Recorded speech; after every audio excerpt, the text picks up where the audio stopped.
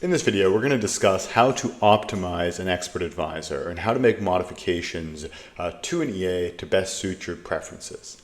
This video is sponsored by our free Golden Time Bomb Expert Advisor. Take your trading to the next level through automating the London breakout and the opening range breakout. Click the link in the description to download the EA completely for free. So we offer the Ultimate Time Bomb EA for free to many different users.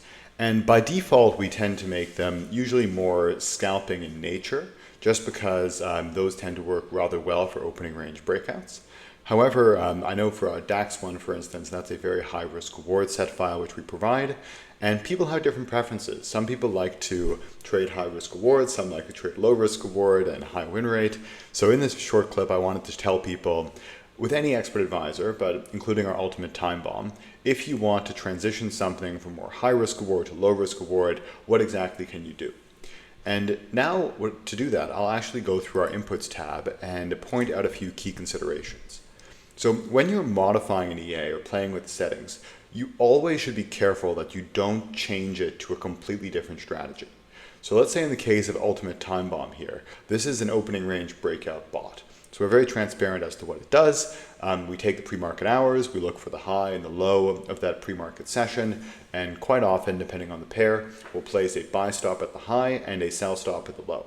And then once price breaks those levels, we'll simply use a trailing stop loss to capture a quick profit. And usually, depending on the actual pair traded, it will be either high risk reward or low risk reward. So the main point here is that the trigger is clearly time-based, and it's a time-based right before the market opens, we place a pending order caller.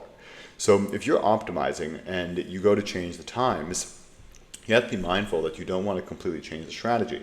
Like if you were to place a caller at 3 p.m. in the afternoon, all of a sudden it's no longer an opening range breakout. It could work in your optimization, but if there's no reason as to why it works, there's a good chance you're just overfitting. So that's why, like, when modifying the trigger, I would always advise caution, just because it's really easy to mess up, particularly if you're changing the strategy completely. A perfect example would be like an overbought, oversold indicator too, like an RSI. If you totally change the levels as to what you buy at, you could change a strategy from mean reverting to trend following, and it's a completely different bot. So if you modify that, you have to be really, really careful and just always be cognizant of, like, if you know what you're doing, by all means, but just you should be a bit more careful about modifying the trigger and the entry criteria.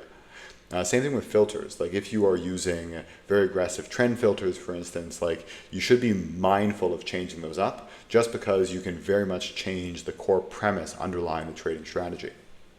But the things that I would perhaps tell people to modify and to optimize if they're so inclined can usually be the risk management and the trade exits. So the risk reward of a system is not determined usually by the trigger, it's determined by your exits. So where do you put your stop loss and when do you take profit? Because fundamentally that's going to be the levels at which you get in, or you get out of the trade, and will determine your risk reward.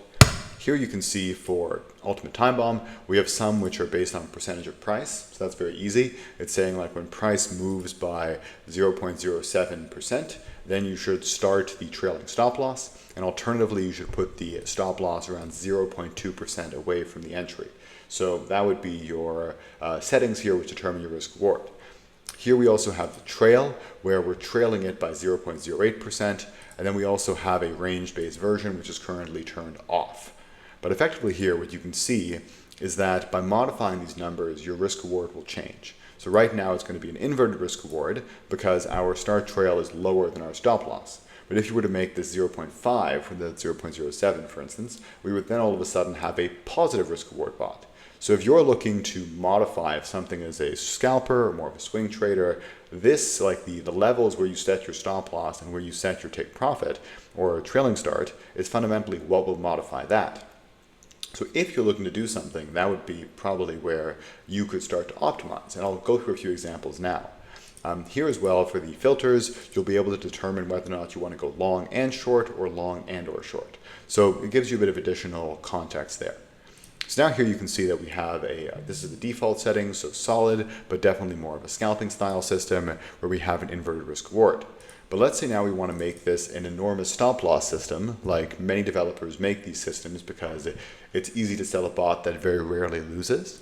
you can see over this is actually a shorter period now, this is just since 2024, you can see that this would be a characteristic equity curve of a very inverted risk-reward system.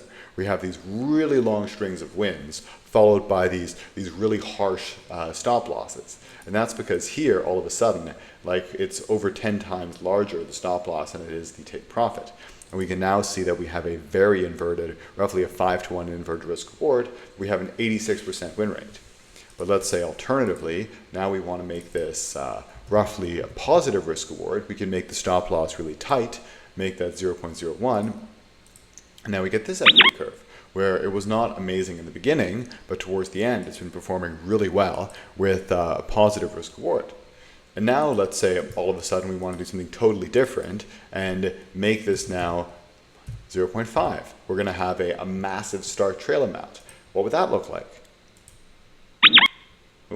Okay, that clearly did not work. There we go. We can see that like this is pretty much not profitable, it's just moving sideways. So fundamentally you have an edge, and the edge here is driven by the fact that we have volatility at the open and we're placing a collar or just one buy stop in order to take advantage of that volatility. So that's our edge. Our edge is coming from that. It's more likely that price will fly than reverse at the open because there's lots of volatility. But how you capture that is going to depend on your exits. And depending on your personal preferences, you can modify that. So you as a user are encouraged to, obviously, this is just a software tool which you can modify for yourself. So you can play with that and pretty much adapt it to suit your personal preferences. That being said, I would just kind of to reiterate, be very careful with modifying the trigger, but you can modify the exits because that's usually something which won't like destroy the underlying premise. So guys, hope you enjoyed the video and I'll see you in the next one.